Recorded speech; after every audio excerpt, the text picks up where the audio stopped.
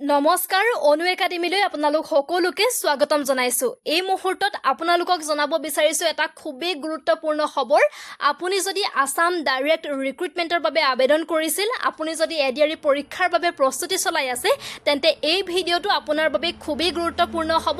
কাৰণ SLRC প্ৰকাশ কৰিছে ADRE এডমিট সন্দৰ্ভত এখন বিশেষ নটিচ। আমি সকলোবিলাক কথা আলোচনা কৰিম। আপুনি এডমিট ক'ৰ পৰা ডাউনলোড কৰিব পাৰিব, কেতিয়া ডাউনলোড কৰিব পাৰিব, সবিশেষ আলোচনা কৰিম। গতিকে পলম নকৰি মূল বিষয়লৈ আগবাঢ়ো। তাৰ আগতে আপোনালোকে যদি আমাৰ চেনেললৈ নতুনকৈ আহিছে তেন্তে চেনেলটো সাবস্ক্ৰাইব কৰি ল'বলৈ নাপাহৰিব। এইখনে হৈছে সেই বিশেষ নটিচখন।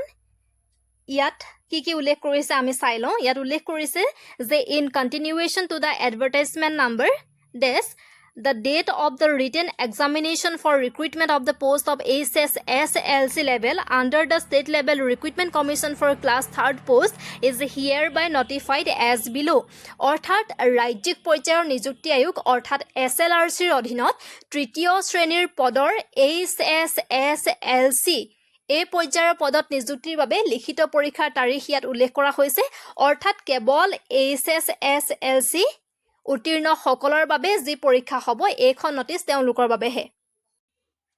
কেইদিনমান আগতে সেবাৰ ফালৰ পৰা যি ADRE পৰীক্ষাৰ সন্দৰ্ভত এখন SOP প্ৰকাশ কৰিছিলে, তাত উল্লেখ কৰিছিলে SLRC লেভেল পোষ্টৰ বাবে পৰীক্ষা অনুষ্ঠিত হ'ব 15 ছেপ্টেম্বৰ। পৰীক্ষাৰ টাইম হ'ব 10:30 বজাৰ পৰা 1:30 বজালৈকে। পেপাৰ হ'ব 3rd আৰু অৱতীৰ্ণ পৰীক্ষাৰ্থী হ'ব 11,23,204 জন। আৰু আজি এডমিট কাৰ্ড সন্দৰ্ভত যি নটিচ প্ৰকাশ কৰিছে এই SLRC লেভেল পোষ্টৰ বাবেহে। পুনৰ আমি নটিচখনলৈ আগবাঢ়ো। ইয়াত উল্লেখ কৰিছে category of written examination SLRC level minimum qualification required. অৰ্থাৎ যোগ্যতা কি লাগিব? SLRC অৰ ইকুইভেলেণ্ট এক্সামিনেশ্যন পাছ, SLRC ছায়েন্স এক্সামিনেশ্যন পাছ। আপোনালোকে হায়াৰ ছেকেণ্ডেৰী উত্তীৰ্ণ হ'ব লাগিব ছায়েন্সত, বিজ্ঞান শাখাত বা আপোনালোকে কলা শাখাত উত্তীৰ্ণ হ'লেও আপোনালোকে এই পৰীক্ষাত অৱতীৰ্ণ হ'ব পাৰিব। আপোনালোকৰ কলা শাখা হওক, বিজ্ঞান শাখা হওক, আপোনালোকৰ বাবে পৰীক্ষা এটাই হ'ব। সেয়া হ'ব 15 তাৰিখ 9 মাহ 2024 অৰ্থাৎ 15 ছেপ্টেম্বৰ তাৰিখে হ'ব। পুৱা 10:30 বজাৰ পৰা 1:30 বজালৈকে হ'ব। অৰ্থাৎ আপোনালোকে সৰ্বমুঠ 3 ঘণ্টা সময় পাব। পুনৰ কৈছোঁ, আপোনালোক আৰ্টছৰ হওক ছায়েন্সৰ হওক পৰীক্ষা এটাই হ'ব। কুৱেশ্যন পেপাৰ একেখনেই হ'ব। হয়তো পদ বেলেগ হ'ব পাৰে ছায়েন্সসকলৰ বাবে, কিন্তু পৰীক্ষা একেটাই হ'ব, যিটো অনুষ্ঠিত হ'ব 15 তাৰিখে। সময় হৈছে 10:30 বজাৰ পৰা 1:30 বজালৈকে। লগতে ইয়াত উল্লেখ কৰা হৈছে যে it is hereby informed that candidates who have applied for this post can download their admit card for the written examination by logging into the websites of Gov of Assam and that of Board of Secondary Education Assam from 11 AM to 9:24। অৰ্থাৎ আপোনালোকে 2 তাৰিখ 9 মাহ 2024 অৰ্থাৎ 2 ছেপ্টেম্বৰৰ পুৱা 11 বজাৰ পৰা আপোনালোকে এই দুটা ৱেবছাইটৰ জৰিয়তে আপোনালোকৰ এডমিট কাৰ্ডসমূহ আপোনালোকে ডাউনলোড কৰিব পাৰিব। তাৰ বাবে আপোনালোকক দুটা বস্তুৰ প্ৰয়োজন হ'ব। এটা হ'ব এপ্লিকেশ্যন নাম্বাৰ আৰু আনটো হ'ব পাছৱৰ্ড। এই দুটা বস্তু ব্যৱহাৰ কৰি আপোনালোকে এই ওপৰত উল্লেখ কৰা এই দুটা ৱেবছাইটৰ পৰা আপোনালোকে আপোনালোকৰ এডমিট কাৰ্ডসমূহ ডাউনলোড কৰিব পাৰিব।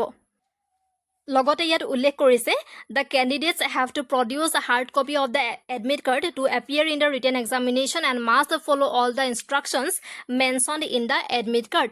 অৰ্থাৎ লিখিত পৰীক্ষাত অৱতীৰ্ণ হ'বলৈ প্ৰাৰ্থীসকলে এডমিট কাৰ্ডৰ হাৰ্ড কপিখন দেখুৱাব লাগিব। লগতে এডমিট কাৰ্ডত যিসমূহ নিৰ্দেশনা থাকে সেইসমূহ মানি চলিব লাগিব। নটিচখনত লগতে উল্লেখ কৰিছে যে the date and time for the written examination for the other categories of post shall be notified in due course of time. অৰ্থাৎ অন্য শ্ৰেণীৰ পদৰ লিখিত পৰীক্ষাৰ বাবে যি গ্ৰেজুৱেট আছে বা 8 পাছ 10 পাছ আছে সেইসকলৰ বাবে যি লিখিত পৰীক্ষা অনুষ্ঠিত হ'ব তাৰ তাৰিখ আৰু সময় যথাযথ সময়ত অৱগত কৰা হ'ব। এইখিনিতে আপোনালোকৰ বাবে এটা নম্বৰ গুৰুত্বপূৰ্ণ হ'ব পাৰে। ইয়াতে উল্লেখ কৰিছে টেকনিকেল ছাপোৰ্ট টল ফ্ৰী নম্বৰ। আপোনালোকে এডমিট কাৰ্ডসমূহ ডাউনলোড কৰাৰ সময়ত কিছু কাৰিকৰী সমস্যাৰ সন্মুখীন হ'ব পাৰে। যদি আপোনালোকে কিছু কাৰিকৰী সমস্যাৰ সন্মুখীন হয় তেতিয়া আপোনালোকে এই নাম্বাৰটোত কল কৰি আপোনালোকে সমস্যাৰ সমাধান বিচাৰিব পাৰে। গতিকে নটিচখনৰ যি মূল কথা আছিলে সেয়া এয়াই। আপোনালোকে 2 তাৰিখ 9 মাহ 2024 2 ছেপ্টেম্বৰৰ পৰা পুৱা 11 বজাৰ পৰা আপোনালোকে এই দুটা ৱেবছাইটৰ জৰিয়তে আপোনালোকৰ এডমিট কাৰ্ডসমূহ ডাউনলোড কৰিব পাৰিব।